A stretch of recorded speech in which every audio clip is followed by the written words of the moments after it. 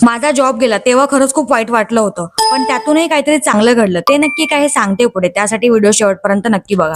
नमस्कार मंडळी, YouTube monetisation चॅलेंजच्या day 37 मध्ये तुम्हा सर्वांचं मनापासून स्वागत. कालच्या व्हिडिओमध्ये सांगितल्याप्रमाणे मी ऑनलाईन अर्निंगसाठी सध्या वेगवेगळे ऑप्शन्स ट्राय करतेय. मी सुद्धा अजून शिकते आणि माझी जर्नी तुमच्यासोबत शेअर करणार आहे, ज्यामुळे तुम्हाला सुद्धा आयडिया येईल आणि तुम्ही सुद्धा अर्न करू शकाल.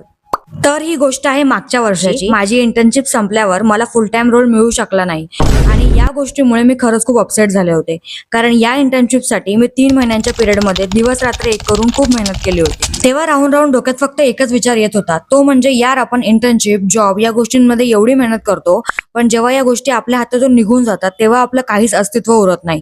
उरतात त्या फक्त काही सेव्हिंग्स आणि त्या सुद्धा खर्च होऊन जातात. मग मी त्यावेळी एक निर्णय घेतला, ज्यामुळे माझ्या आयुष्यात पुन्हा पैसे कमवण्याची मोठी संधी चालून आली. तो निर्णय नक्की कोणता हे उद्याच्या व्लॉग मध्ये सांगते, त्यामुळे चॅनलला सबस्क्राईब नसेल केलं ना तर लगेच करून टाका, कारण इथून पुढचे सगळे व्लॉग्स खूप इंटरेस्टिंग असणार आहेत. व्हिडिओ आवडला असेल तर लाईक नक्की करा. पुन्हा भेटूयात उद्याच्या व्लॉग मध्ये. तोपर्यंत स्वतःची काळजी घ्या.